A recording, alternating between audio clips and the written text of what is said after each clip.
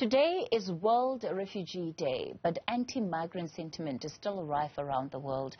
The Legal Resources Center and Global Witness have conducted an experiment on Facebook, TikTok and YouTube to see if overtly xenophobic content will be approved or not as part of the run-up to the 2024 elections.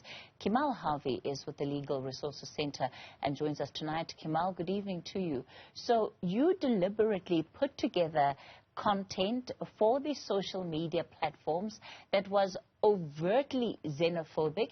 What did this content include? Hi, Kathy.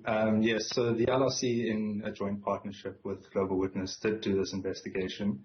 I'm not going to go into specifics because I don't think that would be appropriate, but the kind of content included calls to shoot to kill, referring to refugees with racist language, including referring to refugees as animals or as insects. We wanted to be as blatant as possible so that it was obvious for these social media platforms that this was xenophobic and harmful content.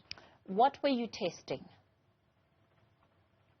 These social media platforms have a hate speech policy. It's up on their website. It's free and available to see. We were testing whether or not these policies or their moderators comply with their own policy. And so, especially in a South African context, we weren't entirely sure whether these social media platforms were and their moderators were specifically put together to deal with the context of South Africa in particular. And these adverts also went out in multiple languages?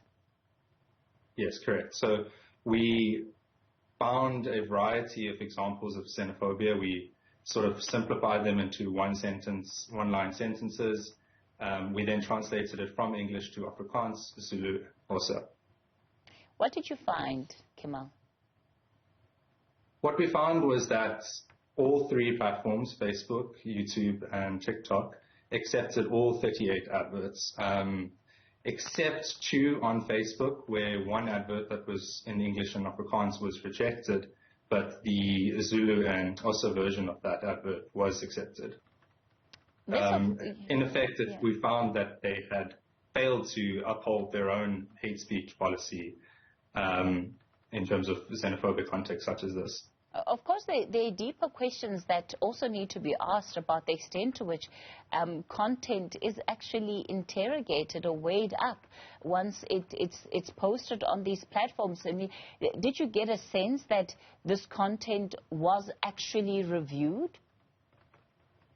I think what we saw was that there was definitely a machinery or a computer program that went through and maybe flagged some things. Whether or not there was a human element, we're not sure. We know that that is how these processes are supposed to be done. First, the computer program will flag a specific type of content, and then a human moderator will come in and look at that and decide whether or not that does actually violate their policies. From what we can see, I don't know if anyone with a South African context or maybe just an African context in general had a look at those, because if they had, they would have seen that this was clearly in violation of their own policies and in general blatantly vulgar and should not go up on any website, let alone social media. I think it's important, the fact that you didn't just stop at sort of what you found through the research, but you went back to Meta and actually asked about these adverts and why it is that it seemed they were not upholding their own policies. And I think their response is actually quite telling.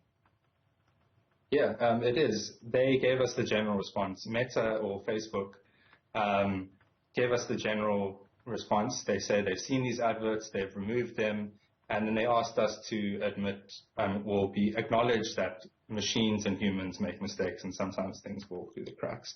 I think the irony with that is that they didn't actually remove the adverts. We made sure that the adverts weren't posted publicly so that we wouldn't contribute to the xenophobic content already online. So as soon as we had seen that the moderators had accepted it, we went and deleted it. And it's interesting that Meta came back and said that they have deleted the adverts. I'm not sure what they meant by that. We also got a response from TikTok. It was a much longer response. they started off with the generalized response, same as Meta, but they did go into specifics talking about how in Africa they do have a special team set up to deal with the African context and our expertise in what they say 70 languages, which includes English, Afrikaans, Sesotho, Zulu, and Xhosa. But on the TikTok platform, all 38 adverts were accepted. So I'm not so sure how true that is. Yeah, certainly that whatever system they're using is simply not sufficient in picking up something like blatant xenophobia. One wonders, what else is it not picking up, Kimal? Where else are there other violations? Thank you so much for coming onto the show tonight. Of course, he is with the Legal Resources Center.